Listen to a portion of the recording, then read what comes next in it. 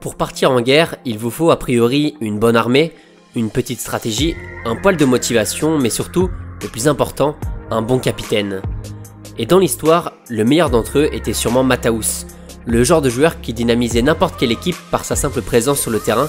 une présence physique et orale ayant fait du meneur de jeu un joueur au palmarès hors norme et un emblème de la suprématie allemande sur le football des années 80. Bienvenue à tous pour ce 23e épisode de Contes de foot sur Monsieur Lothar Matthaus.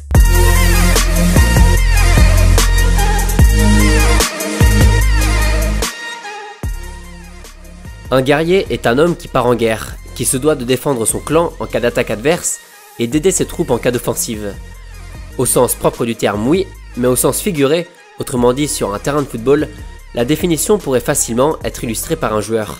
Un capitaine au sens du combat totalement fou et qui en a d'ailleurs fait sa principale force. Car une fois les crampons bien vissés, Lothar Matthaus donnait tout ce qu'il avait, tout ce qu'il pouvait pendant les 90 minutes d'un match qu'il ne lâchait jamais, peu importe le score ou l'enjeu de celui-ci. Le joueur allemand était capable de récupérer la balle de sa propre défense en pur numéro 6, avant de remonter tout le terrain à lui tout seul et d'aller marquer quand il en avait la possibilité. Et des possibilités justement, il en a eu même beaucoup. 221 fois, Lothar a transpercé les filets adverses. 221 fois, Matthaus a marqué alors qu'il jouait milieu de terrain récupérateur, même parfois libéraux, faisant de lui l'un des joueurs, si ce n'est le joueur box-to-box le plus prolifique de l'histoire du football. Mais au-delà de l'aspect chiffré, l'impact dans le jeu de son équipe de par son engagement, sa fougue, sa vision du jeu et son tempérament de gagnant a permis à l'Allemagne et à ses différents clubs d'accumuler les trophées pendant près de 20 ans.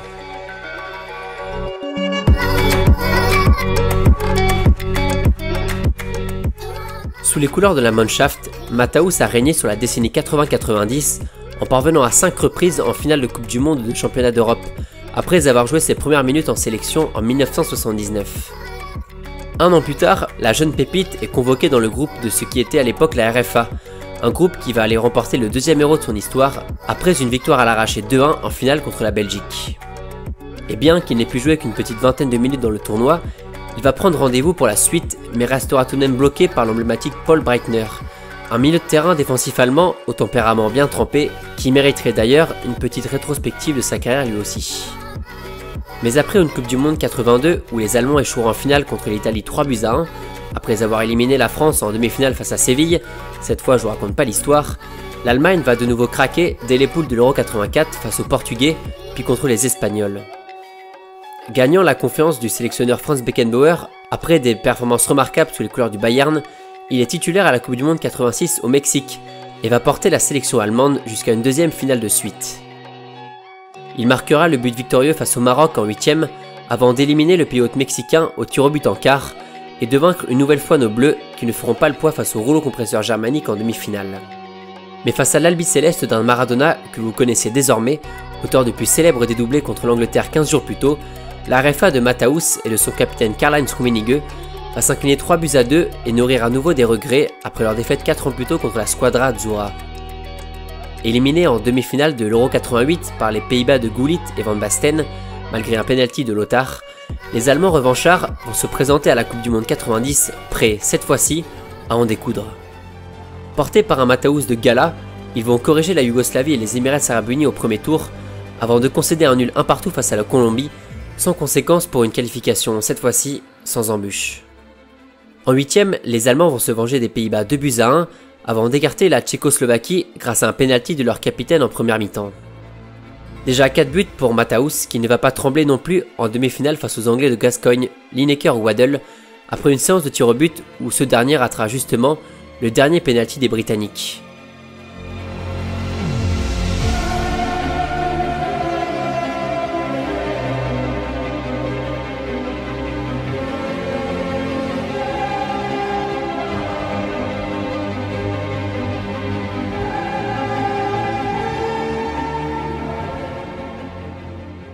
Et quand se présentera une nouvelle fois l'Albi-Céleste del Pibe de Oro, des Allemands dominateurs mais globalement maîtrisés par un bloc défensif argentin qui a fait ses preuves pendant le tournoi, vont concrétiser leurs attaques par un penalty obtenu en toute fin de match, un penalty qui sera transformé par Andreas Brehme. 16 ans après leur victoire contre les Hollandais de Cruyff, l'Allemagne de l'Ouest est de nouveau champion du monde et Lothar Matthaus, en excellent capitaine qu'il était, soulève naturellement un trophée que les Allemands seront allés chercher au bout du suspense.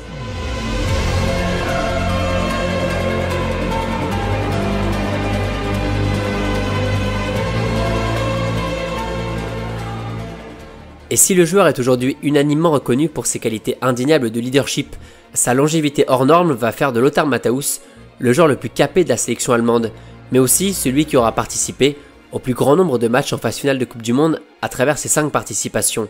Là aussi, c'est un record.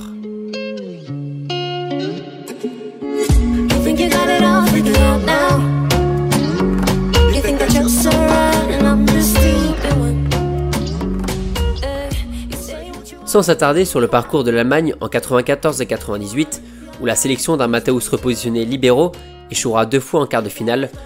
le parcours en club aura lui aussi été marqué par cette invraisemblable capacité du joueur à enquiller les matchs pendant près de 21 saisons.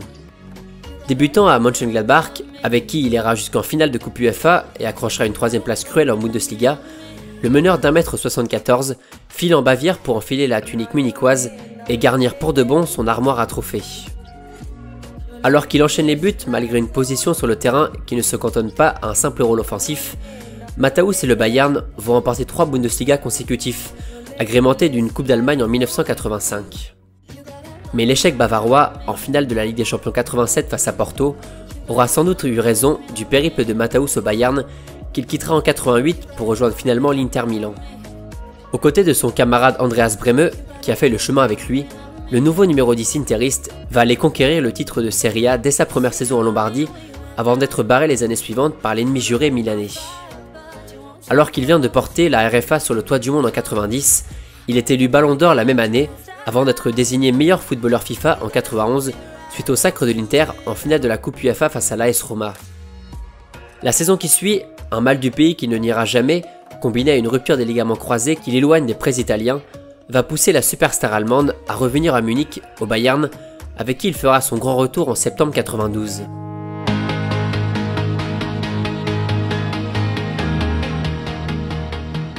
Face à un nouveau positionnement plus défensif alors qu'il vient de passer la trentaine, le joueur s'adapte très rapidement et compte toujours autant dans une rotation bavaroise qui ira chercher un nouveau titre de champion en 94. Sous les ordres de celui avec qui on l'a souvent comparé, Matthäus va de nouveau se blesser au tendon d'Achille, mais revient, encore et toujours, pour la victoire du Bayern en Coupe UEFA 96 et pour les 3 autres titres de Bundesliga de l'année à la fin des années 90. Alors qu'il a presque tout gagné, aussi bien collectivement qu'individuellement, Lothar va finir sa carrière en échouant au pied du seul trophée majeur qu'il n'avait pas encore remporté, la prestigieuse coupe aux grandes oreilles que le Bayern perdra 2-1 face à Manchester, les Red Devils de Roy Keane qui marqueront leurs 2 buts dans le temps additionnel.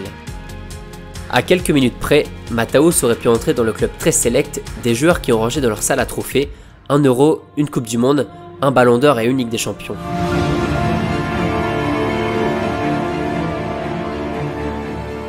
Mais cela n'enlève évidemment rien à l'immense carrière du petit prince de Bavière qui a arpenté les terrains pendant plus de 20 ans. Ces quelques 924 matchs professionnels témoignent d'une longévité hors norme et du chemin parcouru par le couteau suisse germanique qui savait globalement tout faire avec ou sans ballon. Rapide, agile, dur au mal et figure emblématique de la domination allemande sur le monde dans les années 80, Lothar Matthäus ne brillait pas particulièrement dans un domaine précis, mais il était bon partout, tout le temps. Capable d'inscrire des buts de génie, comme d'échanger 2-3 mandales avec Lizarazu, Lothar s'est fait une belle petite collection de surnoms qui illustrent bien les multiples facettes d'un joueur apprécié dans l'engagement et pour son fair-play admirable. Le petit prince de Bavière, le haut-parleur, Terminator, la machine à coudre, Matthäus reste encore aujourd'hui un joueur assez fascinant au caractère bien trempé, un joueur qui ne quittait jamais le terrain sans avoir vidé totalement des batteries qu'il a toujours su recharger malgré ses blessures et malgré son âge. Cette carrière interminable et pleine de gloire, la star allemande l'a toujours souhaité et lui-même le disait particulièrement bien. Un Lothar Matthäus ne sera jamais vaincu par son corps. Un Lothar Matthäus décidera tout seul de son propre destin.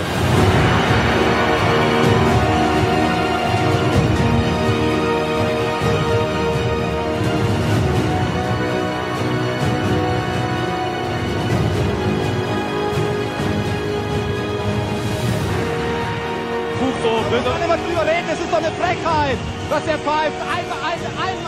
nur für eine Richtung. Gelbe Karten für uns, rote Karten für uns. Der Freistoß, der keiner war, der pfeift doch alles gegen uns.